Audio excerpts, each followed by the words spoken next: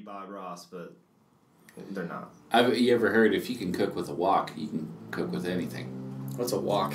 It's a big rounded frying pan. Oh, that thing. That's wok? That's a wok? Yeah. Yeah. Okay. It's because we have one. It's like a weird one, though. It has like a... It's like two a handles copper. on like the Yeah, left it and has right. one right? handle here and like a long end here. Okay. I don't know why. Maybe just to hang it. Yeah. I did see one with two handles. But it gets really super fun to hot. cook with. Is that why? I I guess. have no idea. I think that's why. Did you just make it up? No, somebody told me that once. But he was not an expert, so... It gets super hot in the base, and then on the edges, like, you're supposed to cook stuff, you're supposed to move it around because it gets less hot on the ends. Yeah, that's any stir fry, though. Like... No, well, like a regular frying pan, it's just like, whatever. But this is designed that way. I get it. To have uneven heat. Like, you cook meats, you cook your meats in that, and then you put the rice around here, and then you fold it in or whatever. Yeah.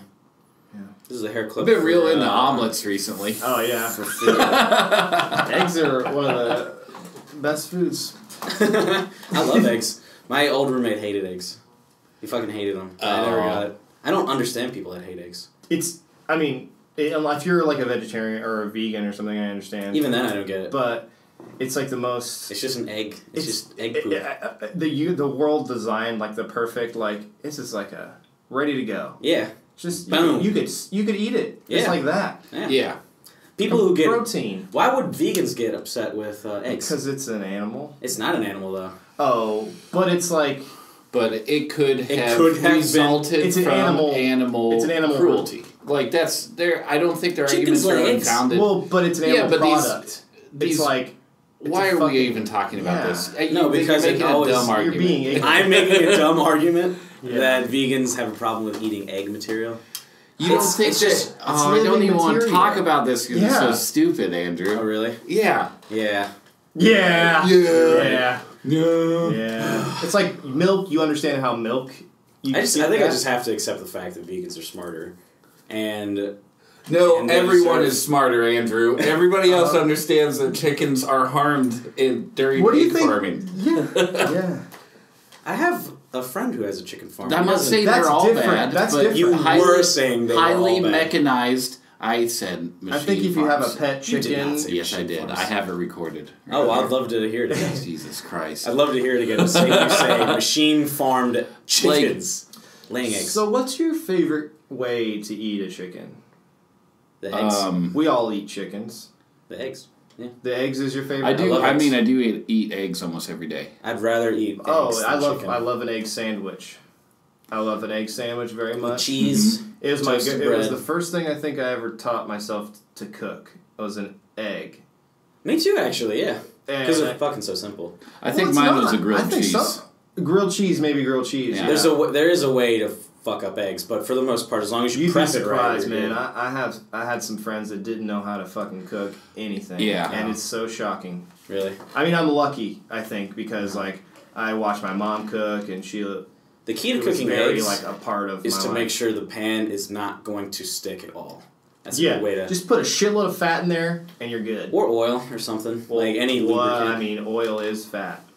Okay, well, I meant butter or oil or... I use butter. Lard. What have you. Lard?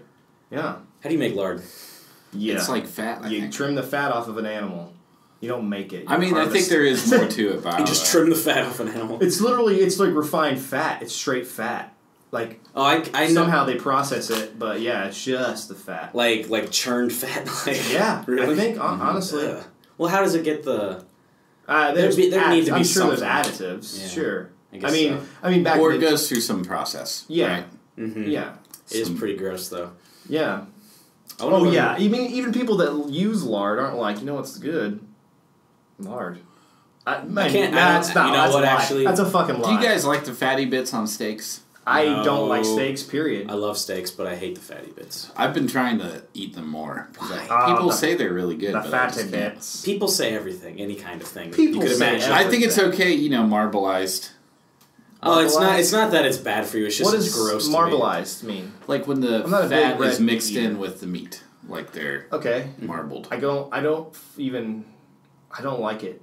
Why not? That's fine. I've never, even when I was a little kid, when I was a kid, just by choice, like we would go to this place called Sterling Stockade. It was like a buffet awesome buffet style thing, Mm-hmm. Midwest buffet, I would get plates of steamed broccoli, no cheese, and just salt and pepper them, and that's what I liked when I was a kid. Really? So I like broccoli too, but I liked it raw. I never. I like it raw too, but Yeah. I love it steamed. It's one of my favorite foods. Really steamed broccoli, like it's nice and it's a little soft. Mm-hmm. Woo!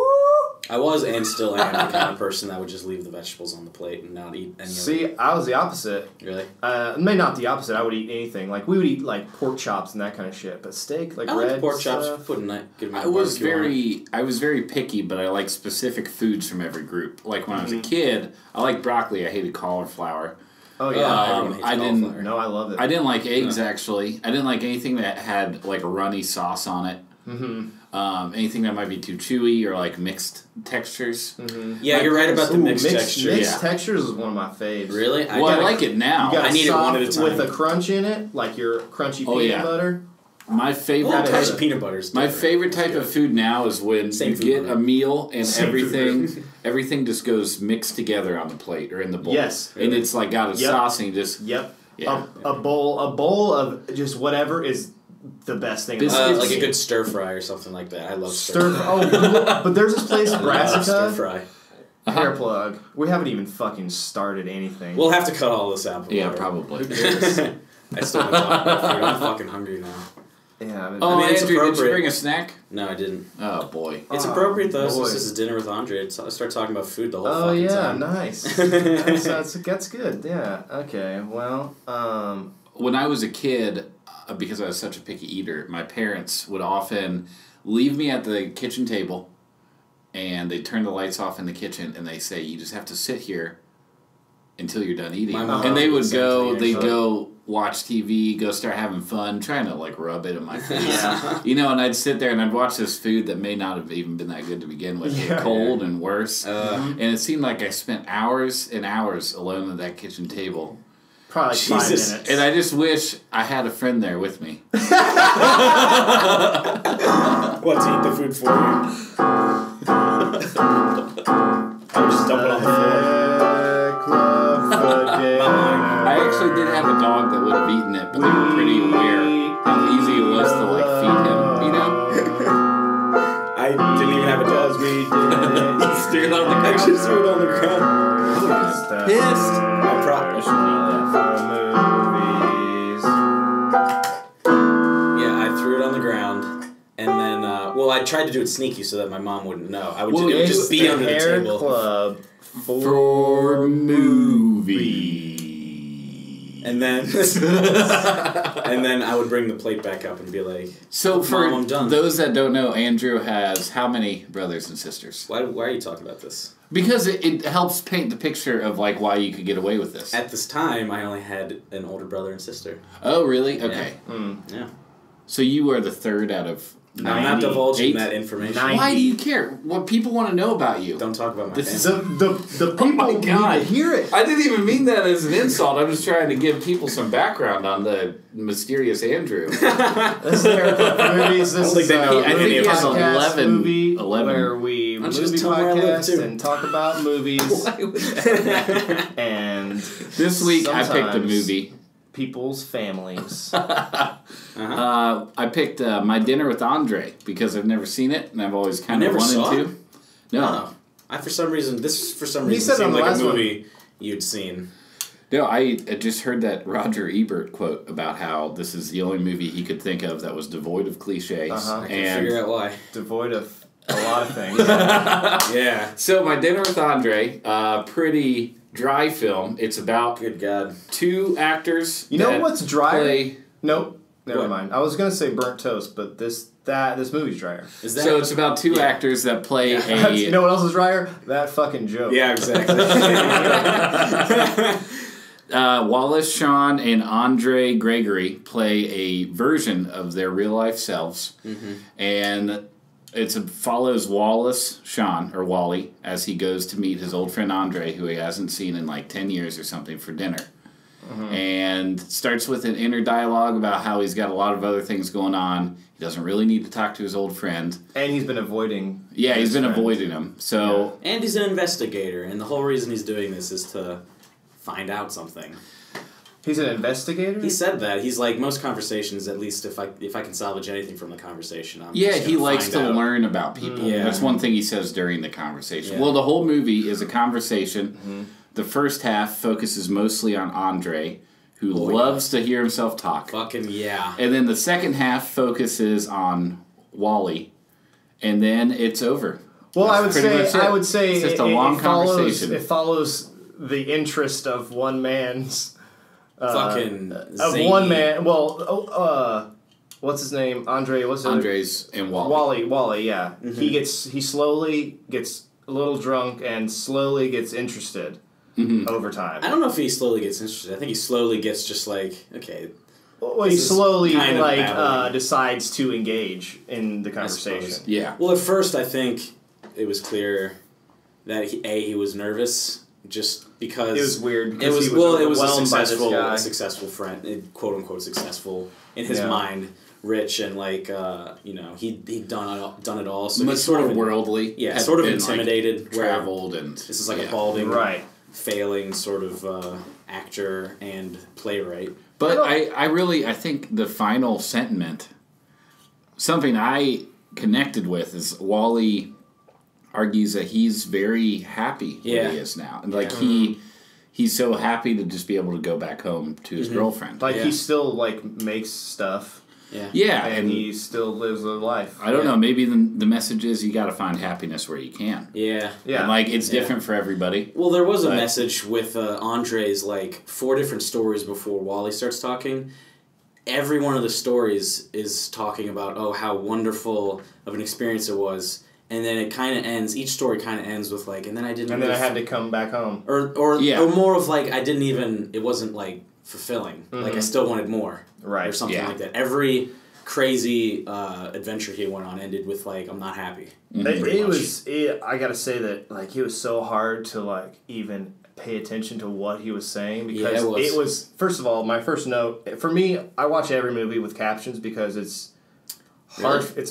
I get like lost in thoughts while I'm watching movies. I'll like think about and it allows me to like just focus more. Yeah. I can see that. Yeah, so it's just the way it goes. And and it's hard for me to hear sometimes too, but fucking man. He was talking I've had that same conversation with 5 other people at 5 different times. The same conversation where it's like someone talking about what if this life and how like you can leave your body and crystals and like that kind of conversation, especially over alcohol, just, like drowning you in words. Yeah, and it's like okay, I'm just gonna fucking. When people are, I don't know what else to do. People go on and on about these like amazing friends they have that are like so bizarre. Like he talks about Chiquita, who like traveled with him, and it's like. I almost don't believe he's real. It's just a banana that he talks about. Because, like... Yeah, it could be. He's clearly, like, a little not... He's probably eating too much acid or something, too. Yeah. Or peyote. I liked that they showed a picture of his old self. And he looked fucking broken. Yeah, exactly. Like, it looked more appropriate to what he was describing instead of the person at the table. He looked like a dad at the table.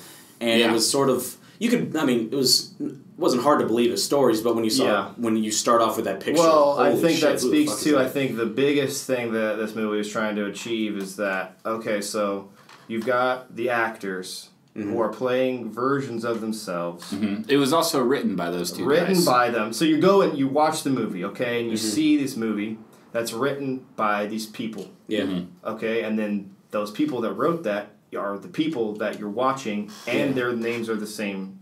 You know, like they're playing these characters that are written by themselves. Yeah. And then, for even deeper into the meta, like they're playing characters while they're fucking interacting with one another. Mm-hmm. Like this guy is, like you said, he looks like a dad now. Mm-hmm. Like he is, they talk about this, like about how you are assigned a role, and you're either kind of passive in your life, or you're proactive in your life. It wasn't untrue when they said that like people are acting like everyone's acting in a way. Everyone puts on a thing. Yeah, they act the way you think that like an artist or a fucking dad or a husband should act. Because if you don't, then people lose their fucking minds, you know?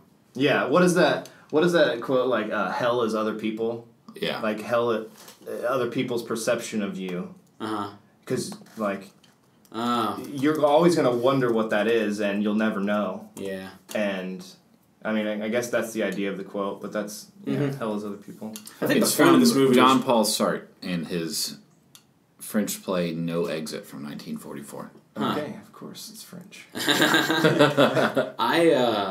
think French person. The point of this movie, though, was to just be an interesting movie because of what it's doing. Not the conversation is like just a normal sort of worldly conversation. Doesn't matter what they're saying. And actually, it kind of feels in a way dated because just in our life, we've, like I said, we kind of talked about this recently. They were talking about like least nothing like about what was it, something that was so like just wrong that he was saying about the world, and it doesn't apply to now at all. I can't remember what it was specifically, but like there's a few. I felt there was some distance in time for sure. Yeah, there was some. I don't know. It was, I mean.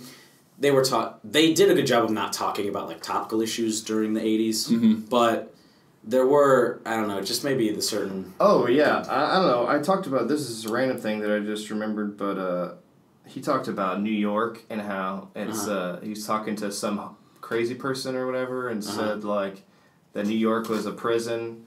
Oh, yeah. It was like where the guards didn't know. Yeah, but it was a prison we built for ourselves, and like then we step back and we see, oh, look how pretty that looks. Yeah. Now we're stuck here. And that was supposed to be profound, and it like I was like, oh, that's actually like kind of like profound. Interesting, like way. Yeah, I mean, it really is talking about like capitalism, maybe like Western mentality of what wealth and happiness are. But I can believe that with like when they were talking about your career, they were like, I could imagine a career being a prison where if you don't keep doing it, you like. Well, that's the same. You can't really actively leave it unless you're hurting yourself. It's all like ego, right? I mean, it's all like you're only doing it because of your ego, because like in a way. The things that you do end up like defining who you are, or that's the idea as like a person. You know, that's the whole thing. Is like that's how we achieve. We've talked about this, like immortality by making stuff, and like it's there, and like you can't. Take like until that stuff my paintings until they're fucking burned or until whatever. The last person forgets your name. Yeah, right. Yeah. Yep. So, I don't know where we started. I don't know. Well, there's a lot. Well, this review can't be about anything besides what they were talking about, right? I mean, yeah. So, what do you guys think? I'm curious. What would you rate give it a Michael? Yeah, I'm gonna give it a Michael. I gave it an Andrew for the first.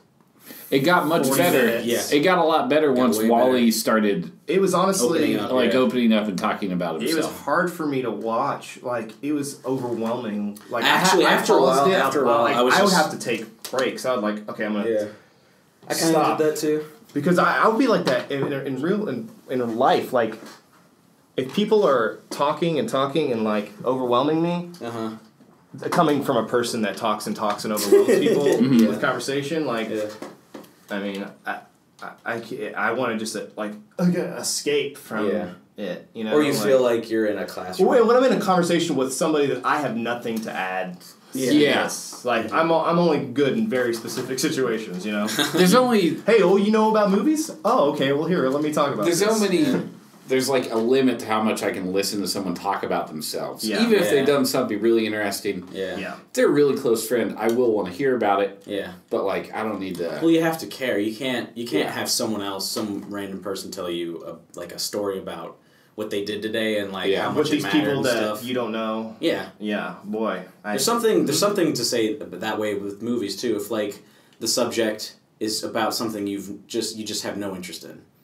And you have to sit through it. Like that's, I've always thought about like how stories sort of have to have already happened to you in order for you to like watch a movie in one way or another. Yeah, in one way or another, exactly. Like even if it's an action movie and you've never had like anything exciting happen to you at all, but like there's just the storytelling methods or like the themes have to have at least happened to you at least. Yeah, once. that's why I feel like it's always important, to when you're writing. I mean, that's what I've heard. Yeah. You write based around the characters first, and the plot will follow. Yeah, that can't always happen, but in this kind of movie, I mean, that's all that it is. Yeah. It's only character. Yeah. And it's all that matters. I gotta they say, could be saying anything. I rate this as strong, Michael, because by the end, I really did feel like I felt compelled by the film, I'd say. And I think they did something hard and made it pretty good.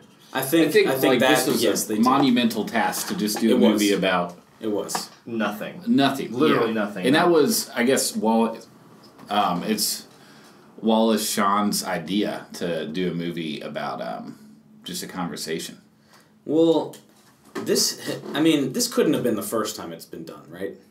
I mean, there's probably other unsuccessful movies. I'm sure there's a French, at least a couple of French movies. Yeah. This is actually... Well, there's, have you seen Coffee and Cigarettes? No. Oh, yeah. That's those are pretty series cool. That's fucking cool. Like the cool, quote-unquote, cool version of this. Yeah, but they're all shorts, and they take somewhat... Some of them are very well-known. Like Bill Murray and the Wu-Tang Clan. Yeah, for that example. one's really funny. I never heard of that, but that sounds incredible. And Iggy Pop and talking to Tom Petty. Yeah, and then actors too. Who did? And that was they were actually filmed over a number of years, released as shorts, and then they released it as like one full length thing. It's pretty cool. It's pretty cool, like art project. But I mean, the Bill Murray and Wu-Tang Clan part alone is worth watching. Yeah. Because I mean, wasn't there a line in Dinner with Andre where like he's talking about like why at parties people are so obsessed with famous people or like celebrities?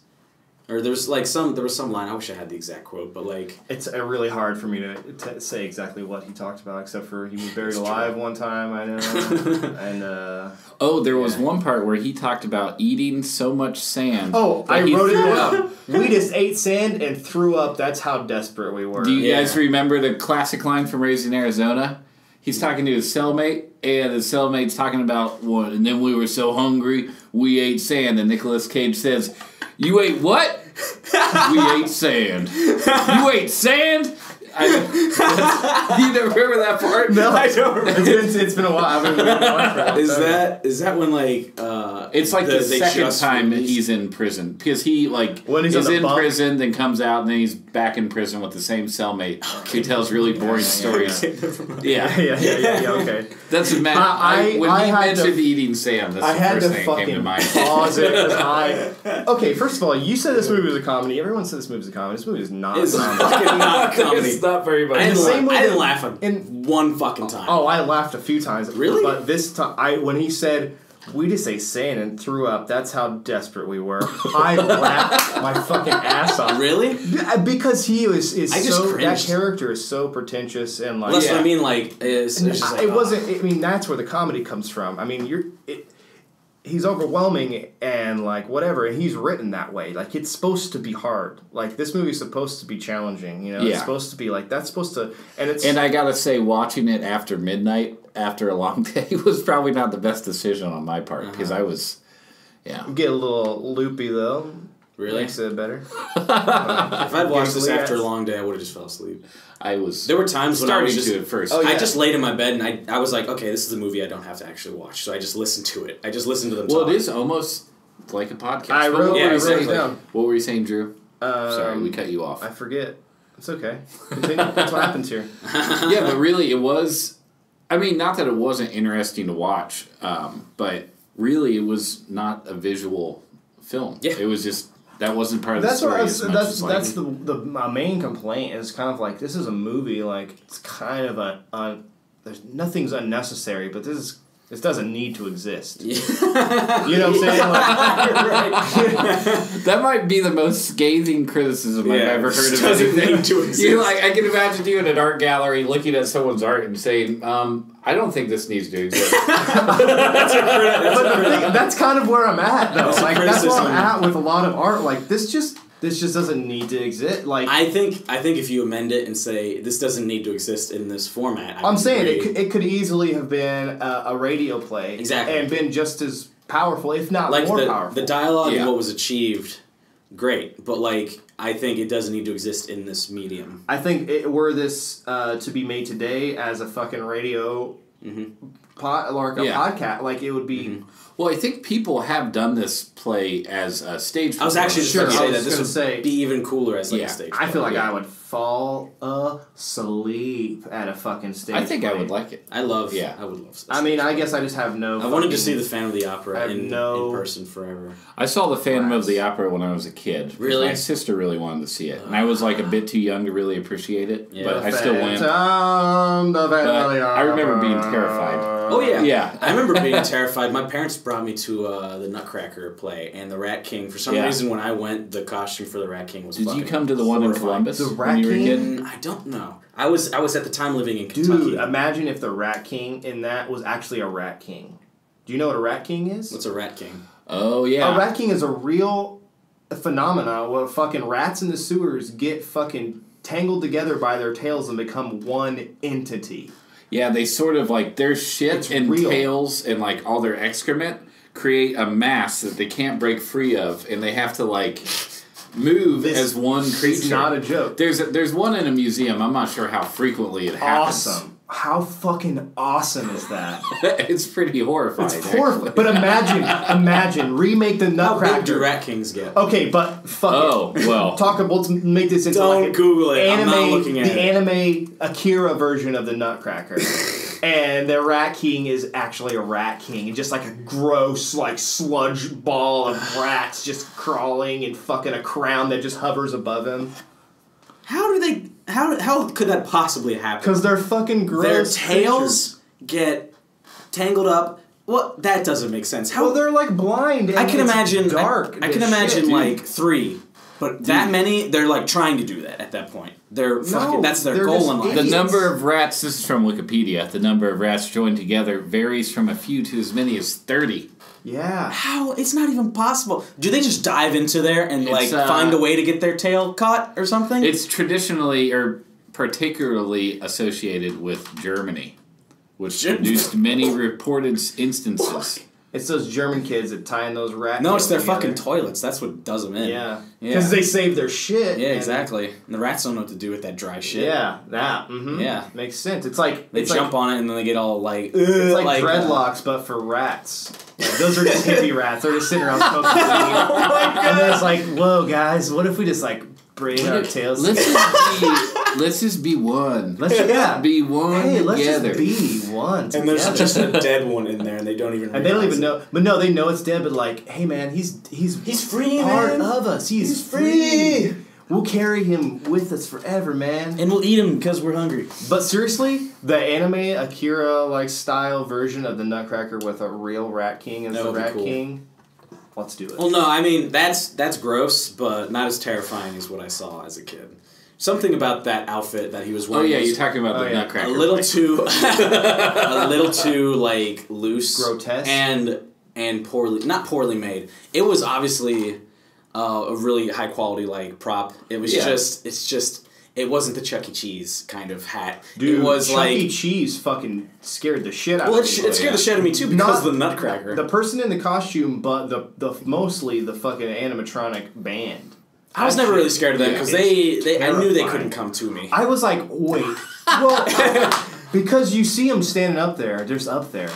And then they just start like moving and shit. Oh, it's you're like, right. Yeah. What? Hold the fuck when you're on. a kid, if you're young enough, you may not realize what animatronics are. You might think there's really someone in there. I was like single digits, you know. I think my parents explained that those are robots, but the people walking around the tables, those are real. And that's why I was scared. I don't think my parents ever were like anything other than it's cool, like it's fine. Not like here's why you shouldn't be scared, but it's like it's cool. My mom was more sensitive to me. People are creatures. Maybe they're just prisoner creatures here, and they can never leave Chuck E. Cheese until they find a replacement. Yeah, and they're gonna take me. Yeah, they're gonna trick you by eating. They make you eat the devil's pizza, and then the devil's pizza. I also thought I was gonna drown in the ball pit. Yeah. I think I saw that. Well, I think I saw it in a horror movie. My brother like showed me fucked up horror movies. Okay, he was like 12 when I was like 6. Yeah. So when he's 12 and still showing you, how do you have access to like fucked up shit? Hey Drew, HBO thanks for talking about your family. I think it's good that people get some background. Hey, thanks. Yeah. Do I do it a lot?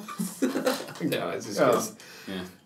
Let's just see how the conversation just died. No, because Andrew doesn't. He's the fucking. Andrew doesn't count on the podcast. We all know who the star of this shit is. It's me, Drew. Certainly. Yeah. So what? I think we're gonna have to take a break. It's a bit hot in here. We're gonna take our shirts off and get a little bit more cozy. We're gonna become a rat king, but not our tails. God, that's gross. We're gonna tie our dicks together. Nah, you can't do that. You can't do that. You can't. Do the thing.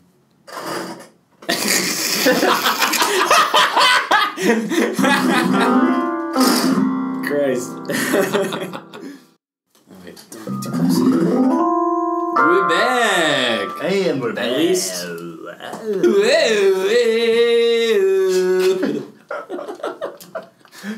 Yeah, we are already. Yeah. God. All right, my dinner with Andre. Stop doing it. Fucking stop. It's not funny. Let's see. Oh, okay. So I said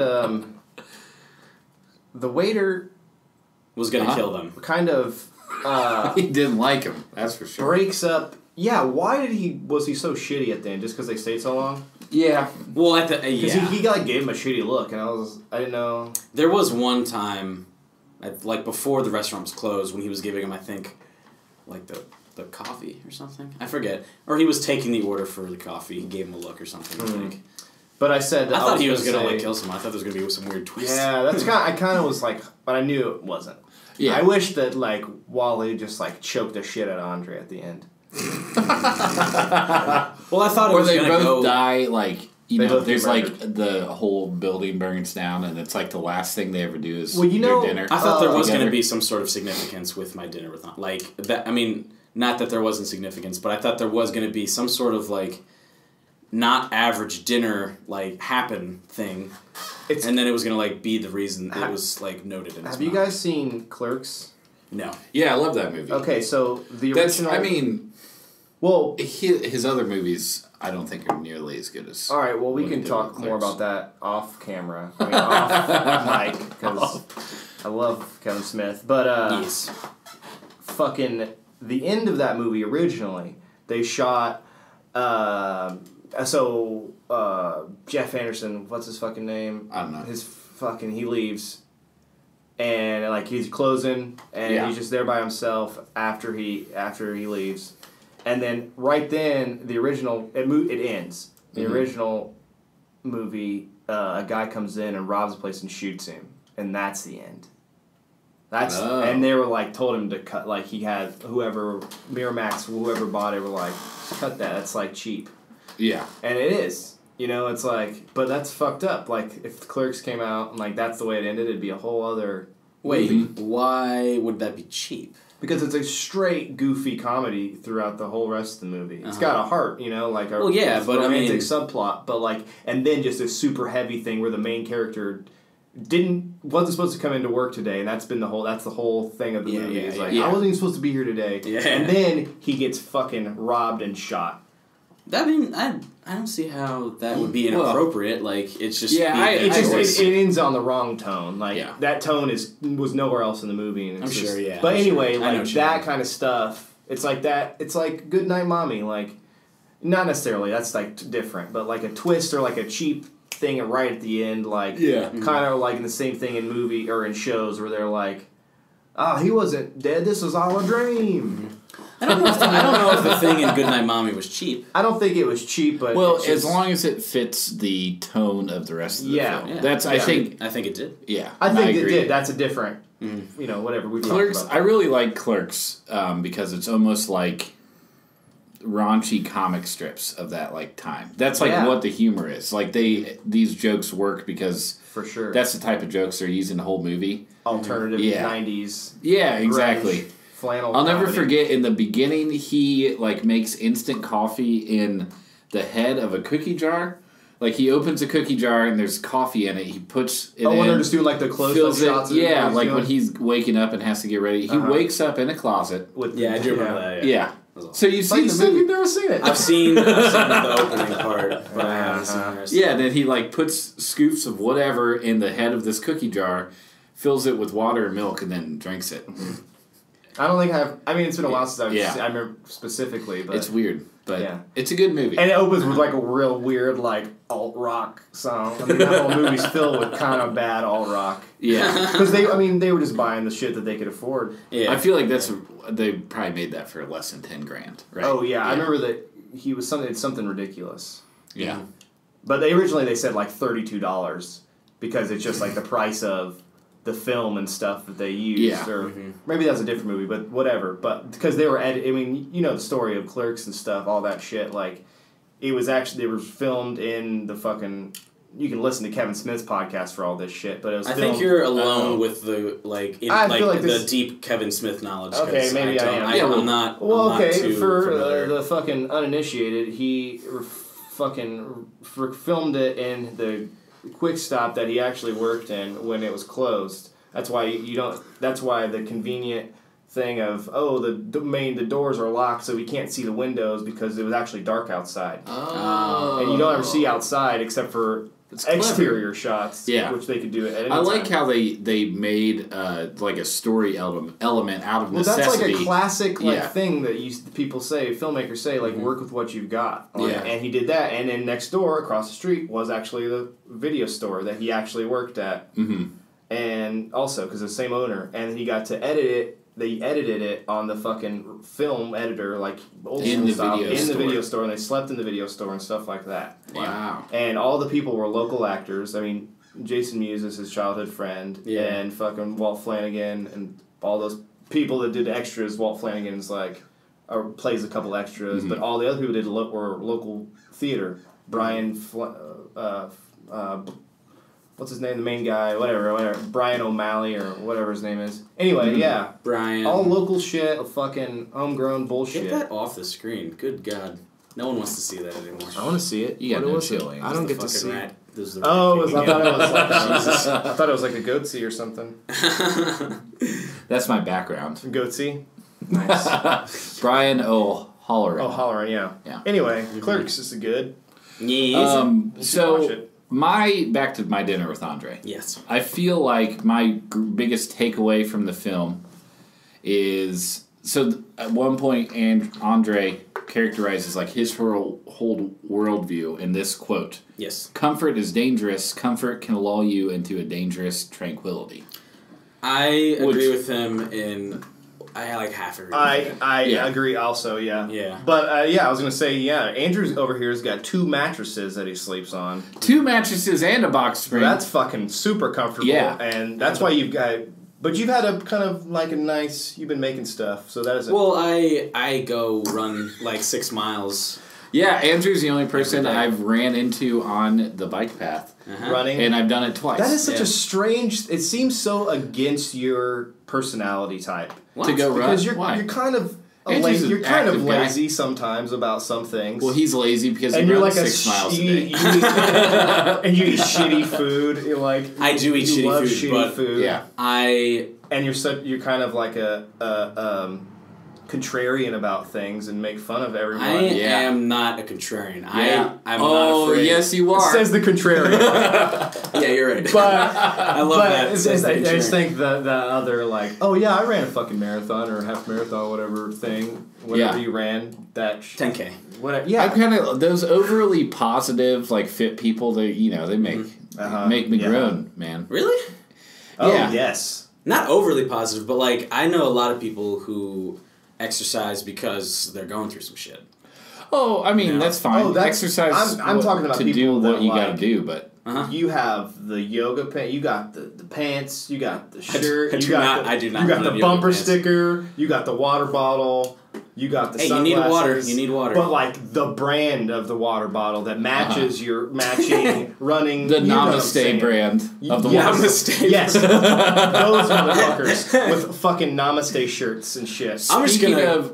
What? Well, I mean, back to My Dinner with Andre. I would sum up the 2 worldviews, the opposing worldviews, as Wally's is, this is a quiet man of reason, versus the outspoken man who needs to find meaning in everything. Yes. Mm-hmm. Yeah.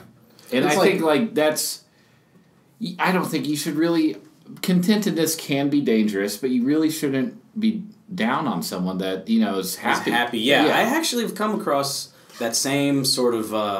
like, what are you doing with your life? Like, thrown, like, that shade thrown my way? Yeah. Where they're... I tell them, like, where I work and, like, what I'm doing. And how they're like... They tell you about how you're failing. Well, no, they don't. They don't come right out and say it. Do you tell them about this podcast? You tell them about the huge success I don't tell them about Tell them about... God. This is important work, man. I know, but I don't tell them about it. Because fuck them. Because fuck them, exactly. But there is a tone of voice. Yes. And just the... What was it? The line from the movie where it's like...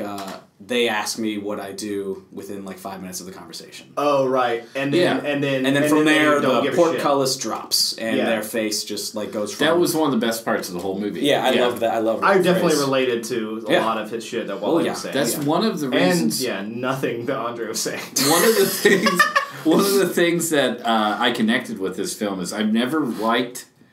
For the most part, this doesn't go for all my old friends, but when you like re-meet someone you haven't spoken to in like 5 or more years, and it's just like, oh, cool, I get to tell you about what I've been doing, and you're going to tell me about what you've been doing, and you want to make sure what you've been doing sounds more interesting. Yeah. Like it's a competition, you know? Yes. Yeah. There are old friends of mine that I'm always excited to see, but they're rare compared to, you know, the massive amount of people I've known in my life. Well, I'd say people...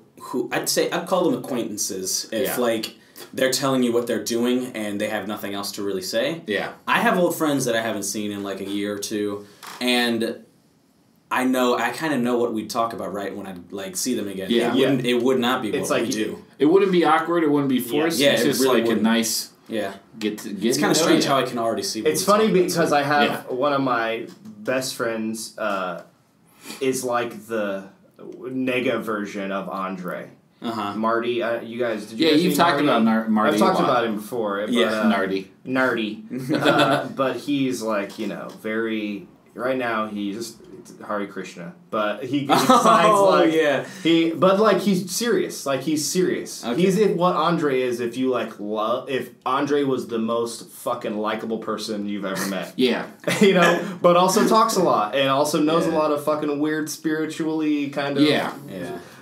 scientifically left-leaning, you know what I mean? Like, pseudoscience-y, but also within reason, too. I mean, he's a good balance of both, but a lot of my friends judge Marty for, like, going on this path of, like, religion, quote-unquote, because they are, like, science. But Marty's a man of science, too, and, like, why can't you both exist?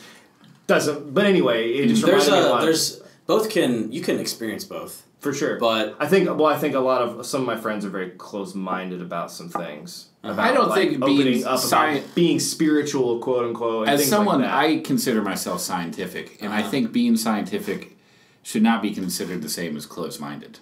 Yes, because if you're being scientific, I don't mean that as a blanket. I think that they will only see that. And then they can't open themselves up to other people's beliefs. Being scientific, you should entertain almost every idea. Yeah.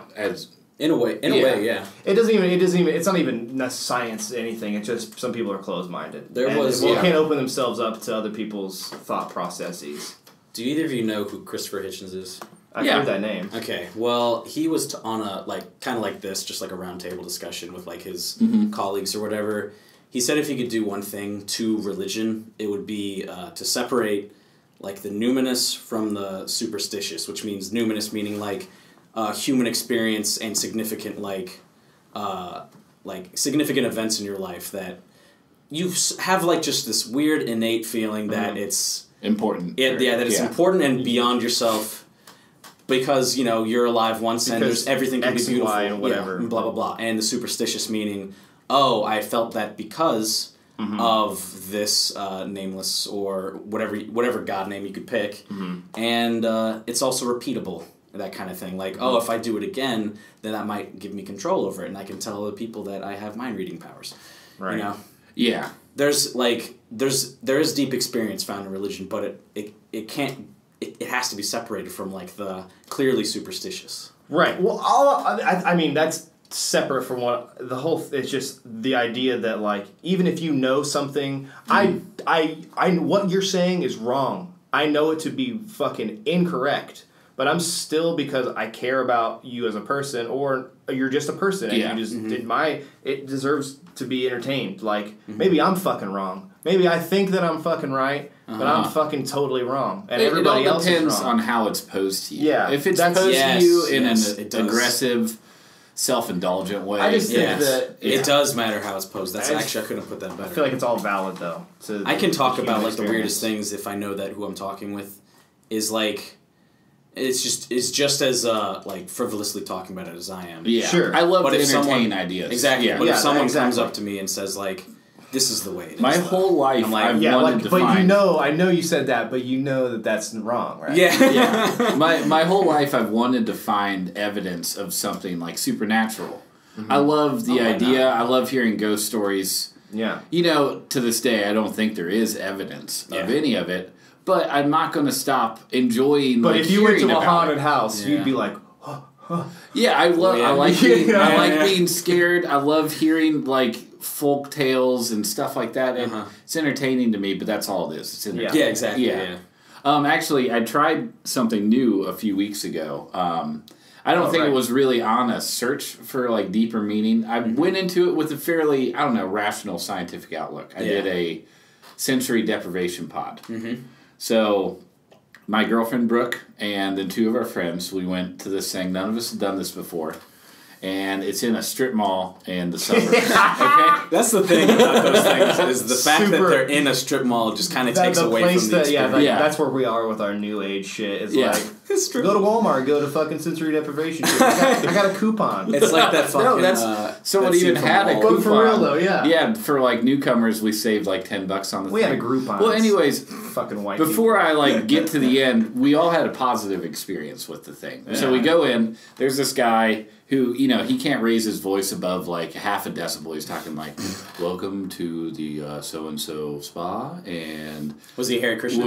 No, he just... I can imagine them being... I imagine him wearing some kind of robe and like a floor-length robe. He has like a little chain with and like some kind of necklace. He was really just wearing like a t-shirt and I think some like some did he sandals. Look like an Apple genius or something? Fucking sandals. Of course, fucking sandals. He's got... Did he have to late here? But this guy... with his ID.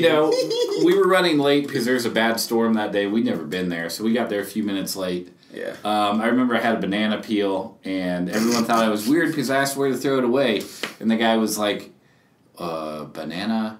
We don't peel, and then he like handed me a trash can. I threw it away, and we got off on the wrong foot right away. He was like, "What do you mean?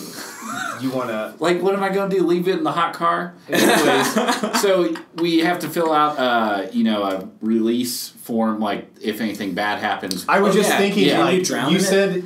No, not really. You said that there was a bad storm going on, so I was imagining like a lightning storm happening, and you're in these pods. But little do you know, they're experimentation pods, and they react to the lightning striking them, and then they mutate you, and then you guys are superheroes, and you're the new superhero team. And we're called Pod Force. Pod Force! and you have a podcast. Oh, that's how you actually do the most damage, is through word of mouth over the wires. Well, anyways, you tell them you listen to podcasts and. You're kind of like Cerebro, and you like brainwash everyone over like podcasts. Cerebro like can listen. You listen to all the podcasts all at once. Ooh, and it goes both ways. You gain all the knowledge. So after the introduction video, which was like helpful at first, it explained like put earplugs in. You're gonna want to be comfortable. It's salt water. Like if you got open wounds, salt water. That sucks for you. Yeah, I mean that's how you float on this, just under the surface. I thought there was like almost like a stretcher. You're sort of on that floats on the water. So you get in these pods that look like gigantic eggs. You're literally in the water. You're submerged. Yeah. So the idea is that you're floating like just under the surface, so your face is above the water. Yeah. In a dark tub with no sound or light or anything. So really, the only thing you can hear, like an egg. The only thing you can hear is your own breathing. Reborn. Well, anyways, like we watched this introduction video, which got into some weird pseudoscience about the guy that created it, who was really into like psychedelics, and Why I think is there went nuts. an intro video? Why is there an intro? And it was like horribly animated. They started talking about beta and theta waves, and I was like, "Is that? No, that's Scientology." Isn't that? That's what I thought. And I was like, okay. Immediately when you said that, I was like, "Why is there a fucking intro?" I'm okay. Trying to indoctrinate I'm still on board at this point. So we leave the video room. We're facing a hallway, and this guy's like facing us. He collects our forms. And he's like, let me give you a quick tour of the facilities here. And he starts walking backwards with his hands clasped on his chest. And I swear I wanted to laugh in his face because I just couldn't believe, like, he's walking very slowly, gesturing calmly to his left and right as we, like, pass the bathrooms. He's actually... And what he didn't tell you is he, like, just, like, microdosed some LSD. I was about to say. And he's just barely holding on. Yeah. He's just barely keeping it together. But, I mean, honestly, we did that. We spent an hour in these pods, and it was... I'm going to go back. And now in 20 years, you're going to speak for Scientology, and you won't even realize the transition. Oh, you really think that... just kidding. That shit? Okay. All the pseudoscience that surrounds the sensory deprivation pods aside, I felt very relaxed. I felt like it was good for my muscles because you like are putting no force on your body. Completely suspended. Yeah, in any way for an hour. And I think it was mentally healthy. I wish I was better at meditating. I wish I had practiced because I don't think... meditation should be included in all this pseudoscience mumbo jumbo. No, I think there's real benefits to meditating. Yeah, it's just brain. And we're the experts that need to talk about it. I think. Yeah, absolutely. I've done my fair share of. Oh, you know. How often do you do it? Like once a day? Oh, dude, you know, so. Once every 2 weeks, I'll do it for I'll try to do it for 20 minutes. I'll do a solid 9. There's a quote from the movie actually about when Wally was kind of first starting to have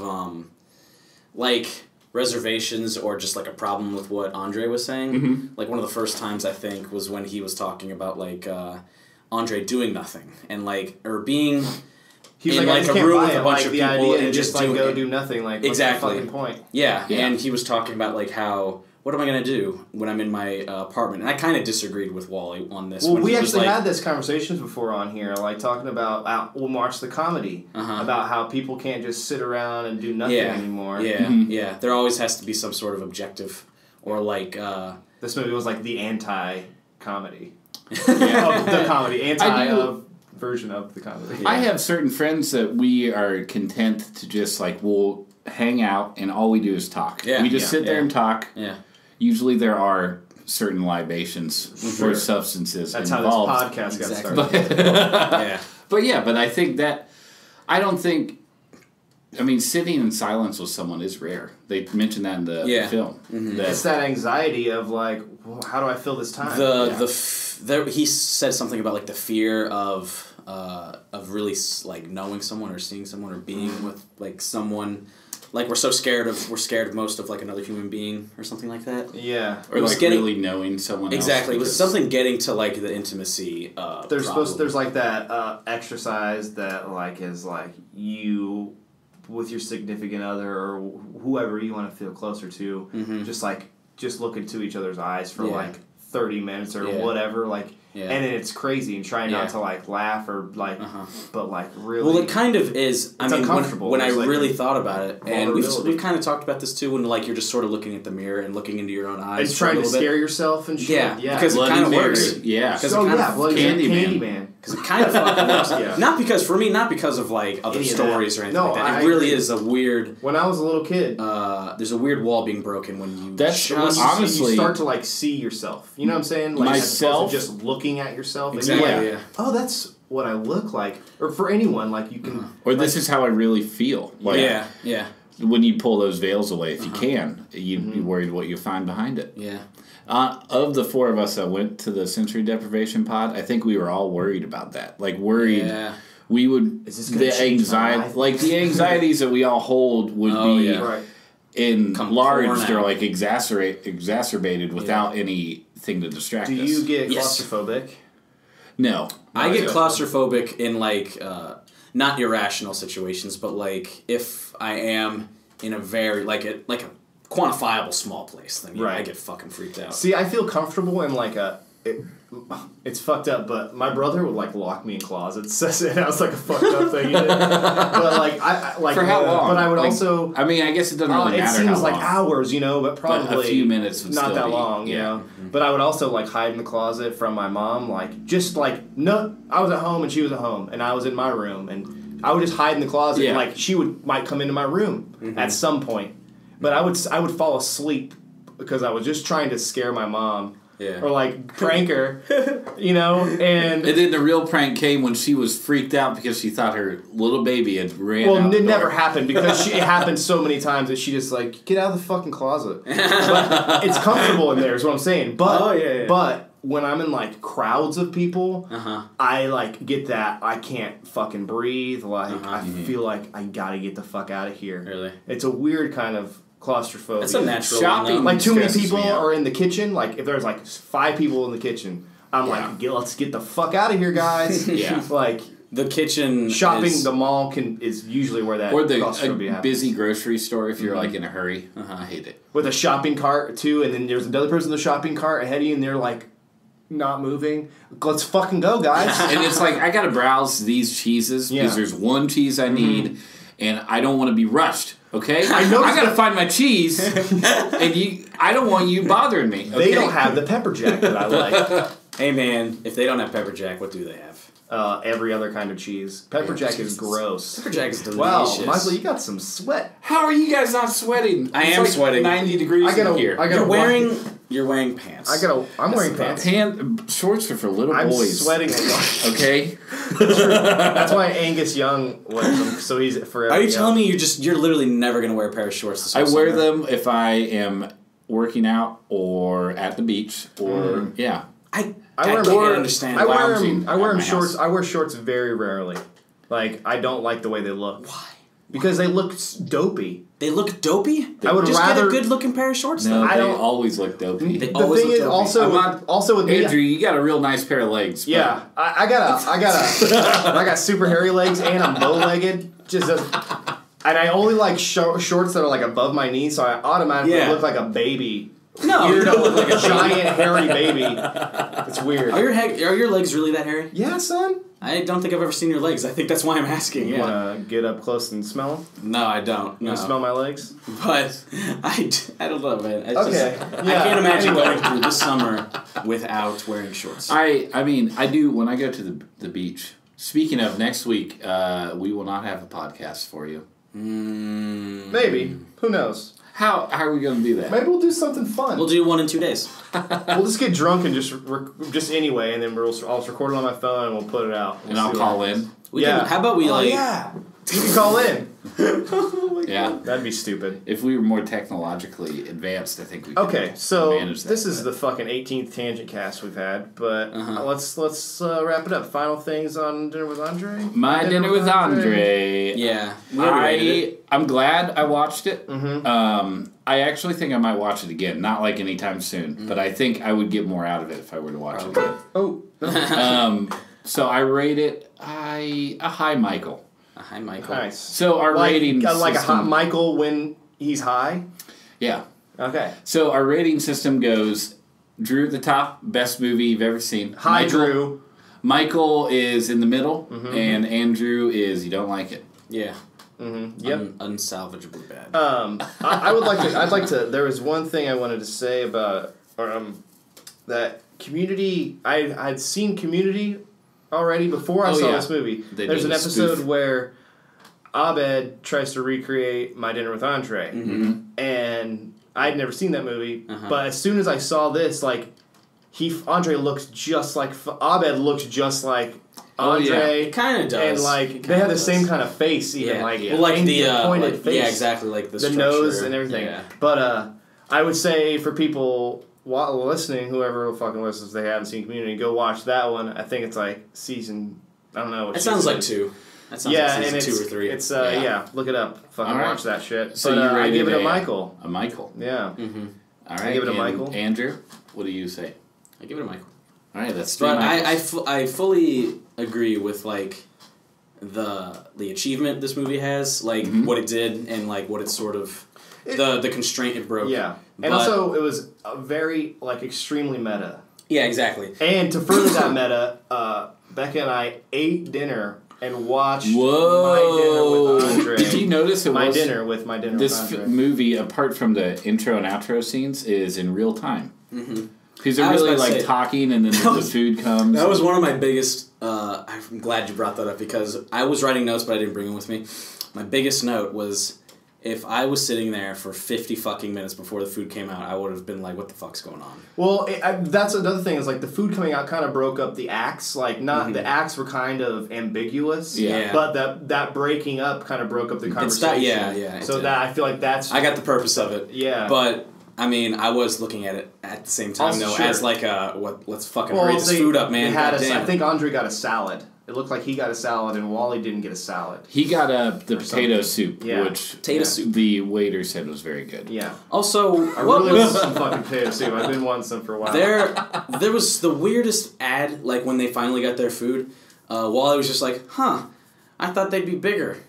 Like, oh yeah, like it just didn't mean it didn't mean anything. Like, but that's a genuine reaction. He was like, oh. Just like saying something doesn't have to fucking like lead to anything. Dude, maybe it was his facial expression. How little those quails are. Yeah. Right? Maybe it was just his facial expression. Something about it. It made it look like that he was going to bring that up again. Yeah. Or like, I don't know. Or like it was going to become a problem later. Like maybe Wally starts to be like... maybe that's why the waiter hated him the whole like time. So he's like, I fucking... This guy with his questions, he fucking doesn't like the quail. He doesn't know what he's ordering anyway. I've been working at this restaurant for 78 years. That was the oldest waiter I've ever seen. Yeah. I got a fucking mortgage to pay. I don't need these assholes in here. Smoke my cigarette inside because it's the 80s. Yeah. All right. It's about time that time for... About that time. You do it this time. Quiz! There you go.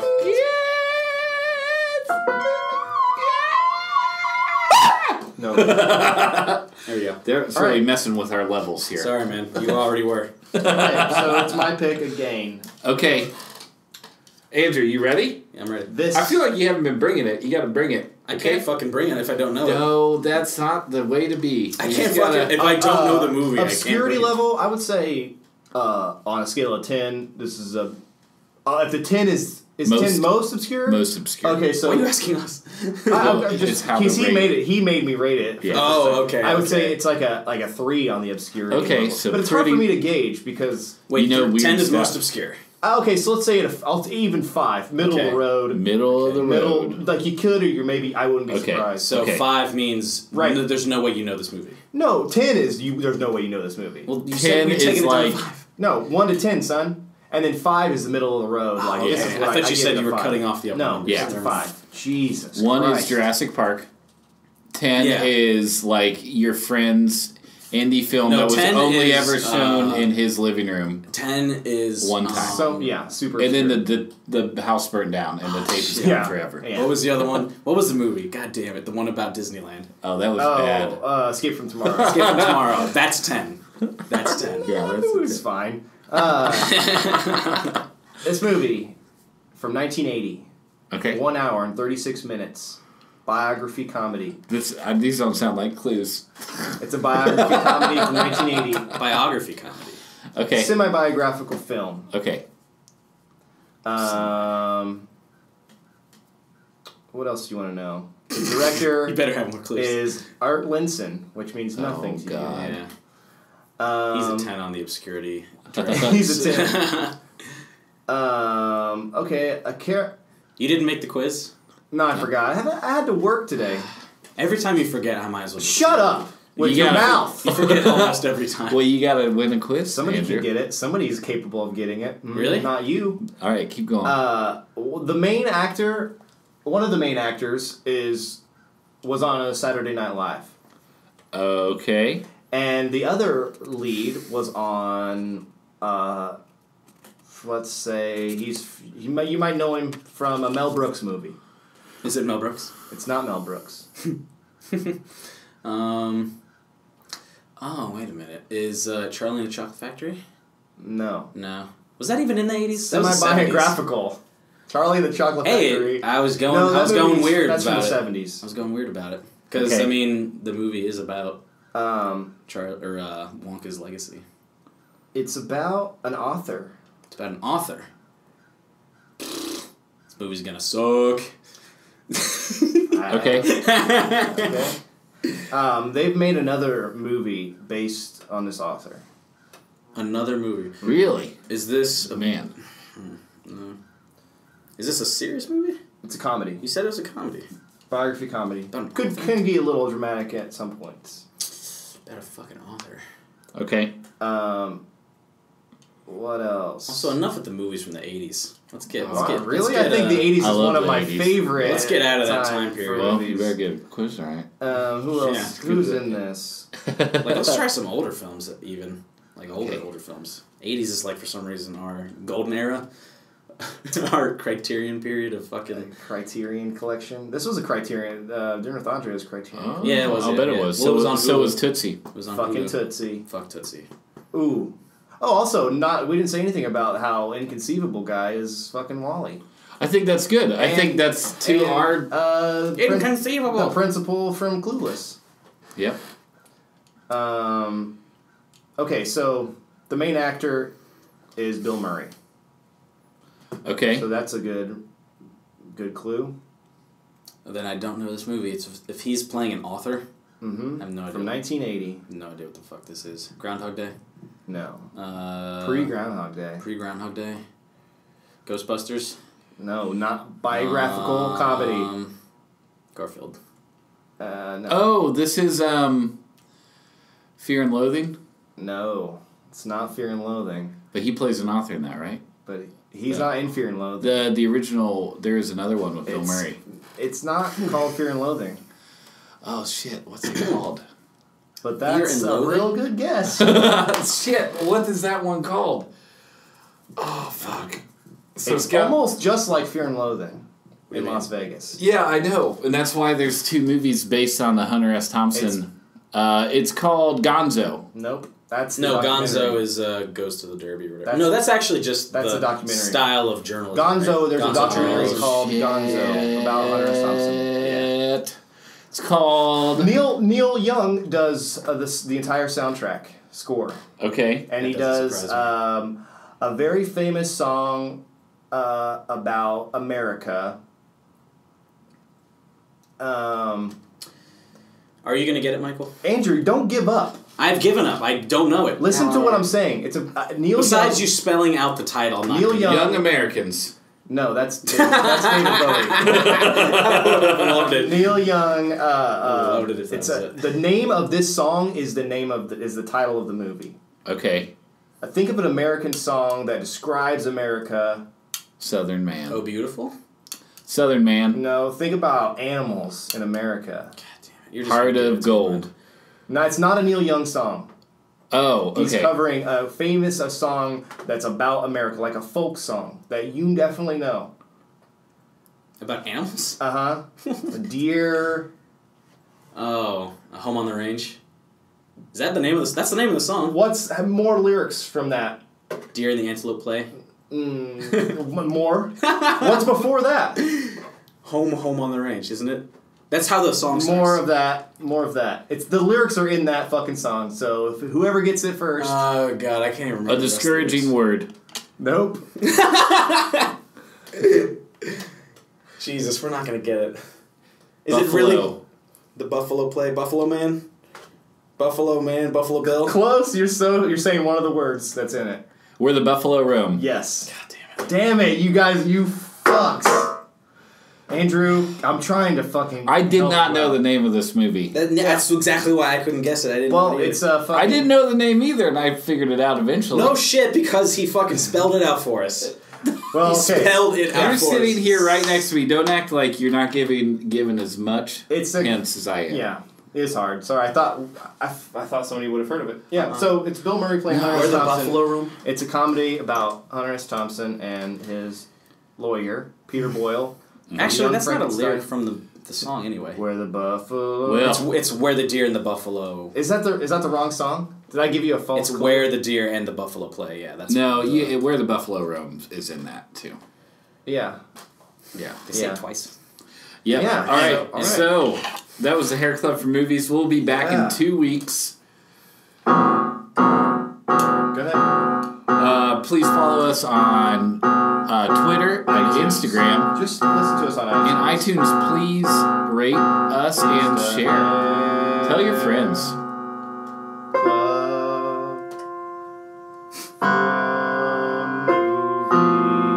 We're already a little over. Oh wait, no, we're not. Huh? Nothing. That run. We're gonna cut the first. We watch the movie. Andrew, you're going to Texas soon. 'Cause it's a Texas club for movies. Getting hot foot yet? All right, we'll see you soon. We won't see you, but you'll see the thing.